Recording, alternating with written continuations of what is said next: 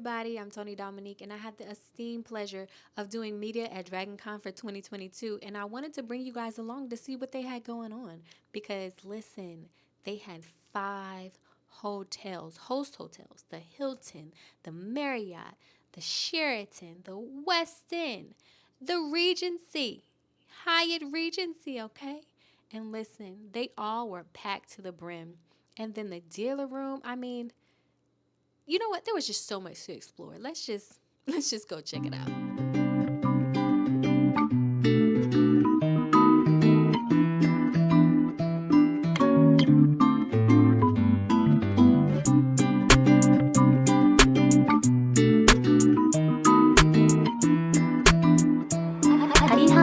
on the track.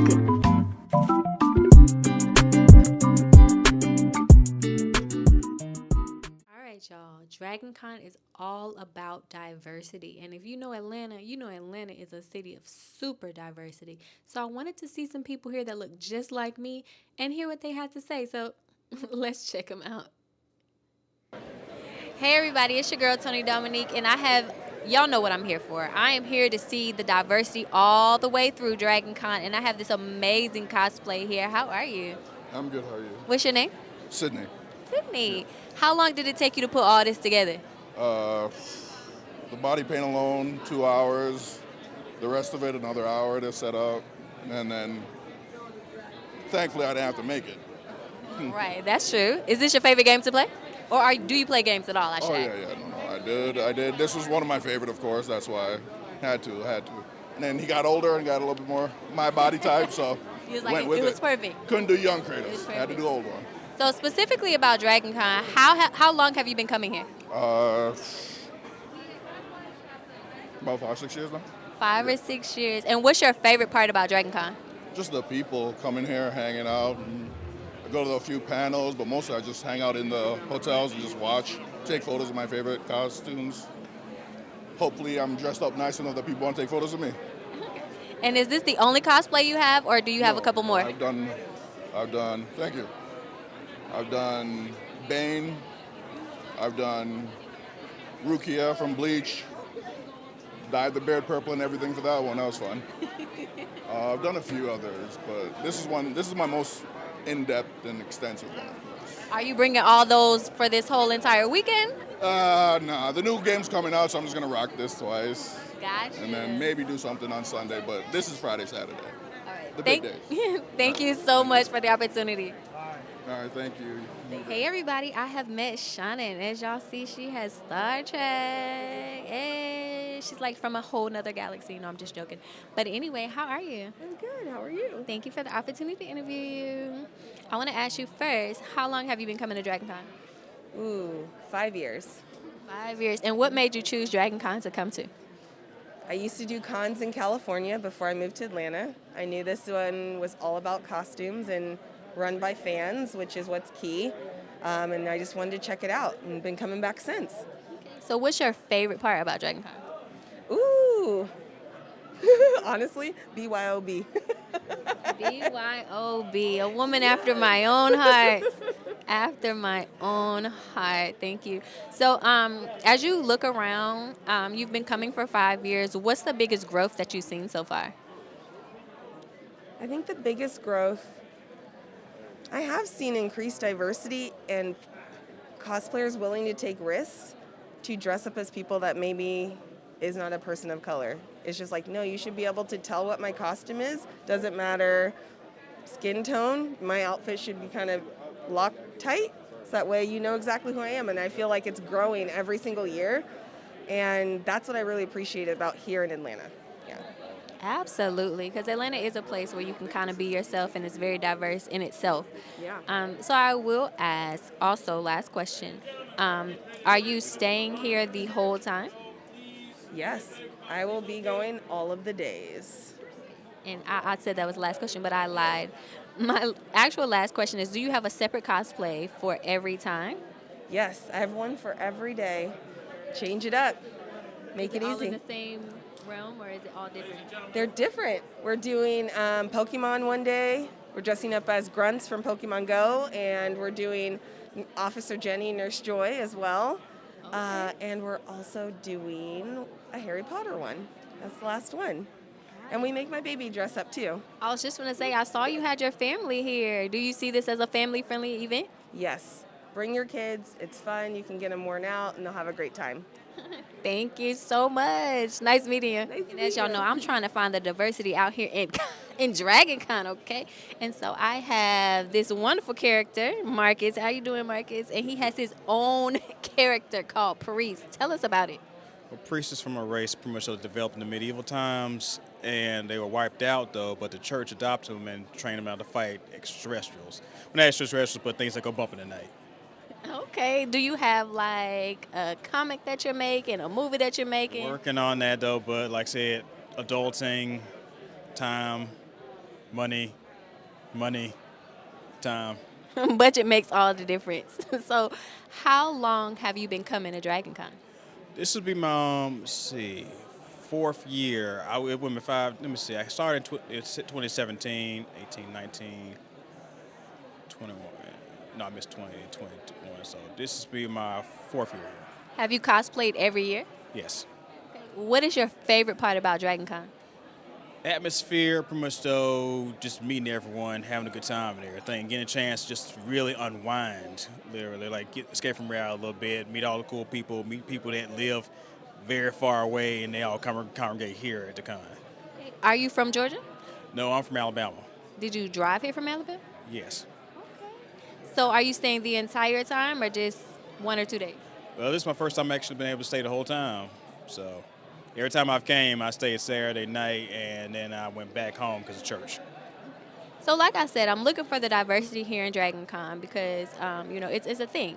And so I wanted to know if you could tell people anything about why they should come to DragonCon, what would you say? I say just come for like I said, diversity pretty much. So like, just come here to have a good time though. No matter who you are, what you are pretty much. So just come here to have a good time. It's about acceptance, doing what you want to do, and have fun doing it pretty much though, and not have to worry about judgment and mess like that though. Be you, be who you are, love who you are. Love it. Thank you so much.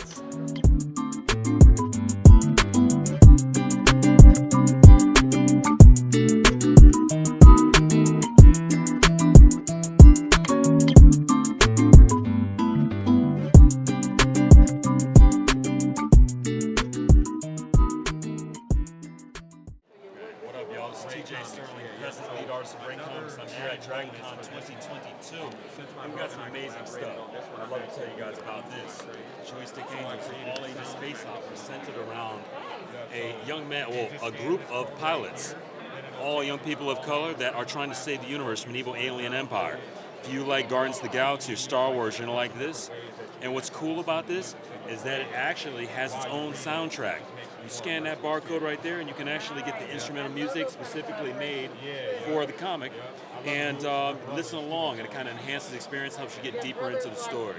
So it's not like your average comic book music, hybrid, and we also have Alchemist and Alchemist Art History, our prequel and our main story continuity right over here. We'd love for you guys to check it out.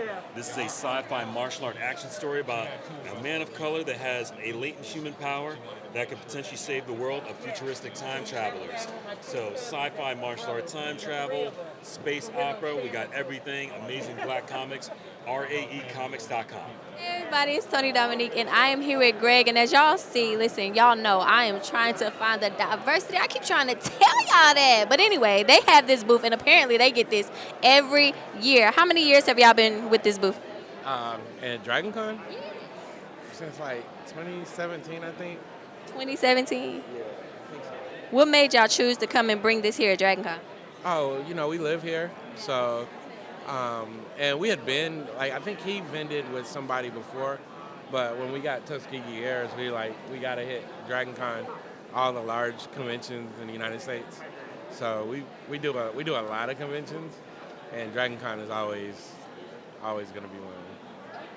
So I want to ask you, like, since y'all have been coming so many years, and you see so many faces, how do you feel about the diversity that's starting to come and get more into a DragonCon? If you look at the table, I'm not gonna say that's all we care about, because we care about these fandoms as a whole, but where, that's where our passion is bringing diversity, bringing, like being able to tell our own stories and showing us like in less stereotypical lights. Got you. That's awesome. So I'm looking at the beautiful artwork. I'm looking at the story. What made y'all come up with this specific story? And So Tuskegee Airs, it's a long kind of thing, but we've been working together for like 20-something years. So we always are coming up with ideas. And when we did, we started putting this idea together, it encapsulated like all the stuff that we were wanting to do. So it was kind of just a no-brainer. And then my other one, The Search for Sadaka, that one was inspired by a documentary I watched about Black Wall Street. okay. Why is there multiple? Sorry. No, do what you gotta do. But yeah, so that one was, I thought I knew everything about Black Wall Street.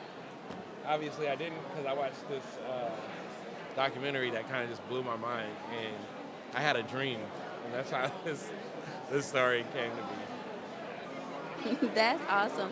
What would you say is your favorite part about Dragoncon? Do you ever get out from the booth and go around and check out other stuff?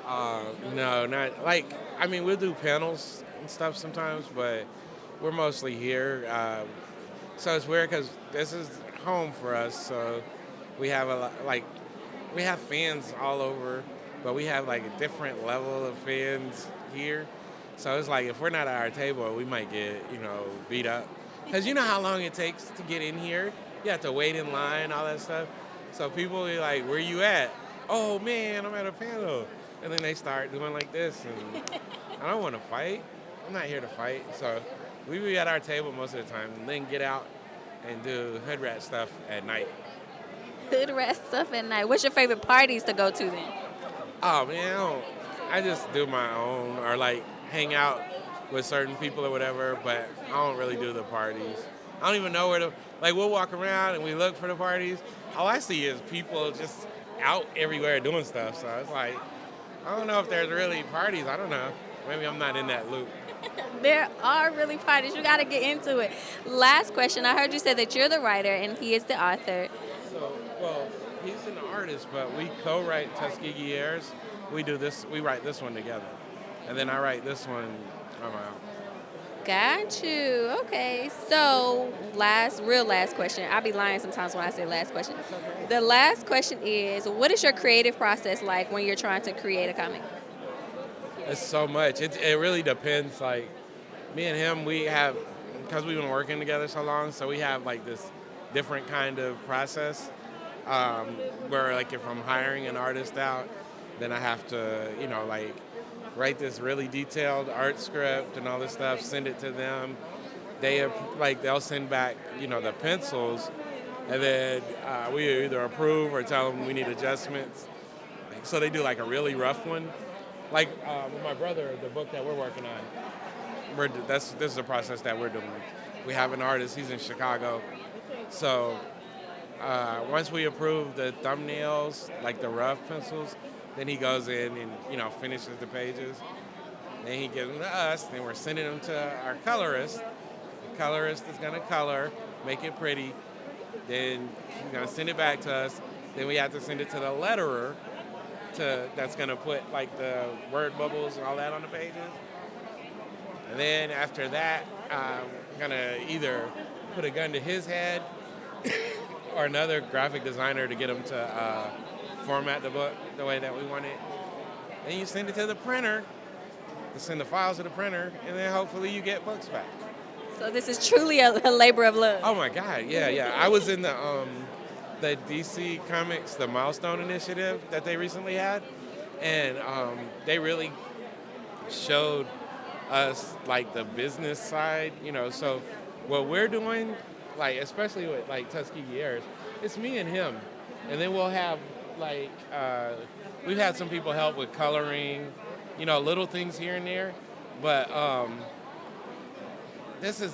comics is supposed to be like a 6-7 man job, and so if you have 2 people doing it, or one, it's a lot, and it takes a while, and it is a labor. Like, if you start doing comics, because, just to make money, it's not going to work. If you don't love it and you don't really, really care about getting these stories to this form, then you're going to fizzle.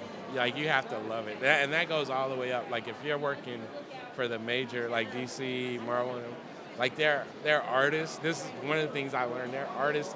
They love making comics. That's all they want to do is do comics, And so that's how it works. That's how it really works. But it's a lot.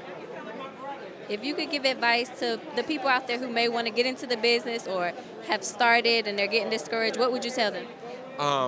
So number one, learn the business so you can understand what it is. Learn what rates you can charge. Like I was trying to do a book, and I had people that had never done comics, and they were giving me these really like, oh, I'm $300 a page, like rock stars. That's a rock star number, because as soon as I get this printed, all the money that I paid to get this done, now I have to try to make that back. You know what I'm saying? So, learn the business side. And then, if it's in your heart, if it's something that you're passionate about, even when it feels like everything's not going right, still keep working, keep doing it. Because that's where, like, breakthroughs happen. Like, when we met, I was looking for an artist to do a comic, like in 1999 or 2000 something. And my friend brought him to my house. We've been working together ever since. And we did this comic, and it was cool. I always say it was cool. We were selling it, but we didn't know the business. Like, we had no idea about publishing. We was just like, let's do some stuff. And yeah, man, so we were like losing money every time we sold a book. But we were selling books because people liked what we made, So on one hand, it's like, okay, we can do this. But then on the other hand, it's like, bruh, we need to dial back. Like, we were printing them ourselves, stapling, formatting, doing everything ourselves at Kinko's. And so it was charging us like $10 a book. And then we were selling them for like $4. Wow. Well, thank you so much for talking with me. I know you got a lot of fans waiting, so you have a rest of your con and sell a lot of books. I'm going to try. And I got people with me, so it should be good. Thank you. Thank you.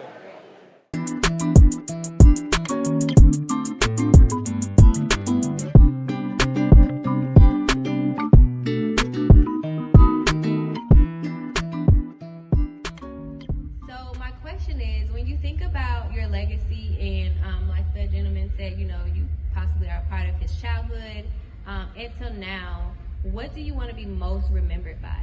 Oh, that's such a good question. Oh man, I think I want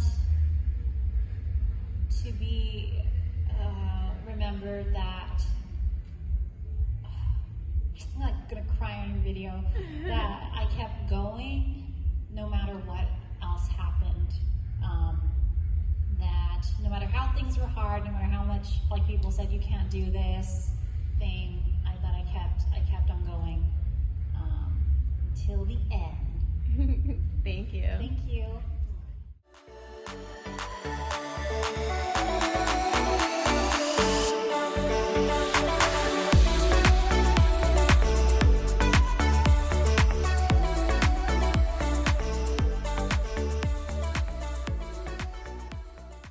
All right, y'all. This is Toni Dominique, and I'm here with Chelsea Bites. Y'all may know her. She is busy, but I personally know her from Twitch.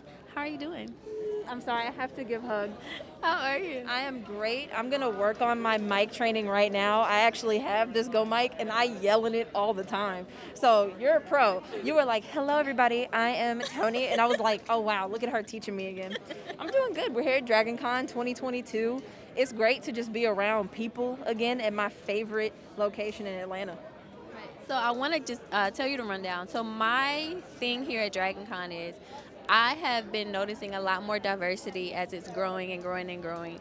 And so, as a person of color, how do you feel specifically about DragonCon and its inclusion of diversity, and just being a panelist yourself, just going around and seeing the faces? On top of me just seeing more black women walking around, which makes me so happy just inertly, I am happy to see more people included in these spaces. Like Black Geeks at DragonCon, you need to get aware of that really fast. Go to all the meetups.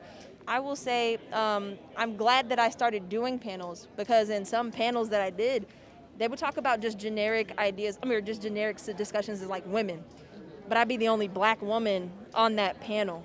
So me putting my foot in and hopefully starting to do my own panels really soon, I'll be able to bring more of our voices into this space. But I know for a fact it's much better than it was 10 years ago when I couldn't find somebody who looked like me. So, what kind of panels were you thinking about bringing to DragonCon? So ultimately for me, I think it's already pretty well established that yes, we are black people, especially black women, who play video games, who literally work in tech. All of these fields that a lot of people, I guess, don't assume that we're interested in. So I just want to go past that narrative and at least provide some resources, tools, and exposure about how to get started, what would make your quality better, whatever you're trying to produce, present, or create. And just make more of a platform to assist and help. Because I think we really very much get stuck in the conversation of, yes, I am valid, yes, I exist. Right. When really what we need to do, and Lord child, I will It's fight okay. the mic in any situation. Fight the mic, take it out. But I truly feel like we need to just elevate forward. I think I'm very impatient, I always want to push. So for me, accepting that, yes, we are here, but also how do we keep getting to the next space, and the next space, and the next space. That's amazing, because I know me. I'm a pusher, too. I'm like, listen, no, we got to go. Everyone's like, no, everything takes its own time. I was like, yeah, but if you can also help it along a little bit, too. Like, we That get it. part. You can, like, if you have a car and it runs at its normal speed, but you put a special engine in it to make it go faster. Like, that's a thing, and that's how we have to work in life as well. So I absolutely appreciate you saying that for sure, because I'm Absolutely. like, they're like, no, slow down. Just take your time. No, we're going now. It's Atlanta, right? Like, I feel like one of the biggest conventions in Atlanta, it should be more of us in Atlanta at DragonCon. So, right, that part. You would think so. You would really think so. Now you travel all over doing con for con. Would DragonCon be your favorite one, or do you have a specific one that's your favorite? DragonCon is absolutely my favorite convention, probably because I'm just the most familiar with it. It's home for me. It was my first everything convention. You know, you got your anime convention, sci-fi, you got all sorts of these niche things, but DragonCon is everything. So, like, what's the best place other than DragonCon to meet all different types of nerds and geeks? And you can explore all these different avenues you never thought of. So definitely so very much my favorite convention. Okay. And what is something specifically here at this convention you'd like to see other than the different panels for people of color? More tech. Ultimately, that's like the one thing. DragonCon is very much an older convention. I do think like there are some digital strides that we could make with DragonCon. I think I can't help it as a content creator now. I'm like, oh wow, this would be received so well if it were here or there, or they repurpose this for this platform.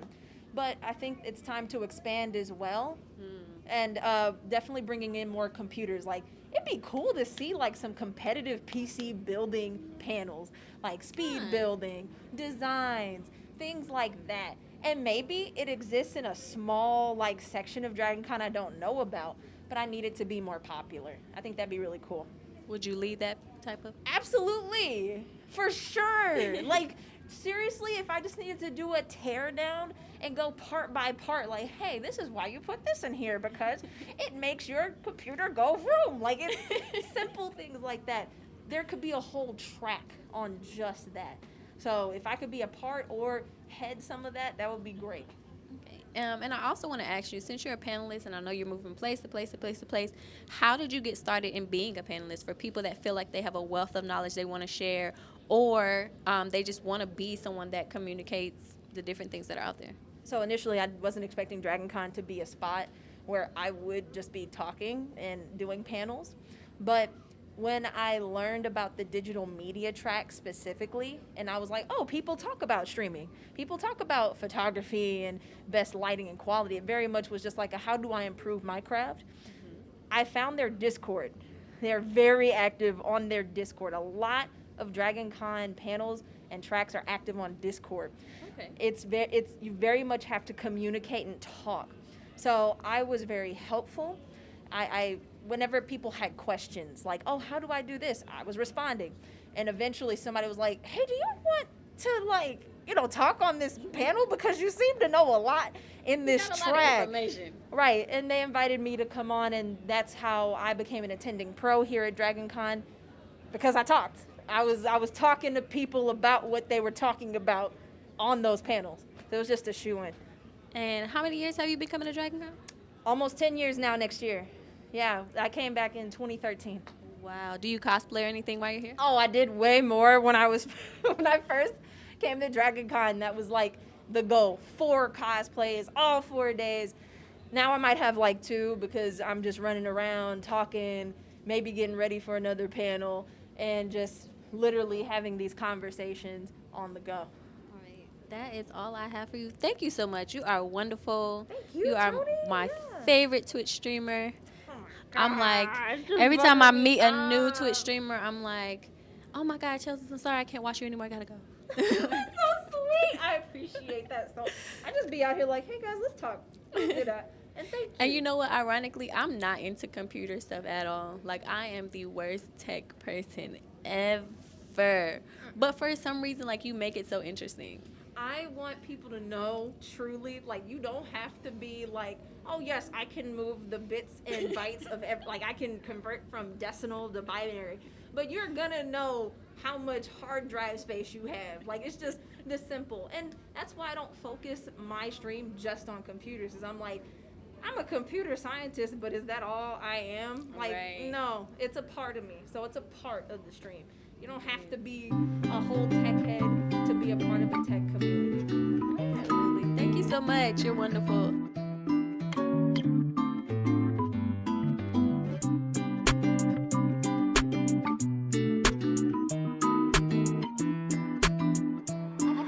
Meet on the track.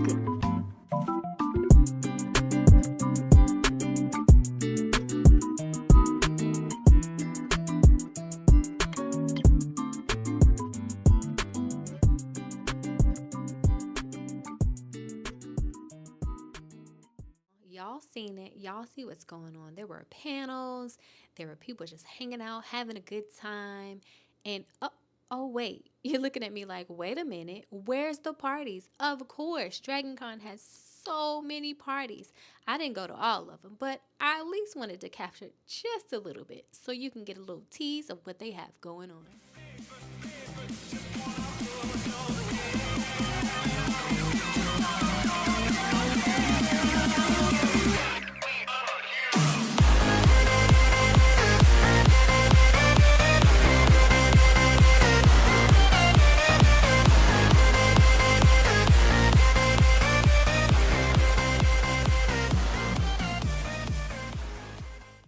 All right. Now, I just caught just a glimpse of what Dragoncon has to offer. The rest, you got to come see for yourself.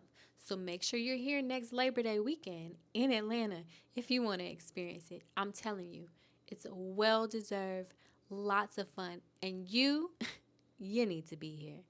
See you next year.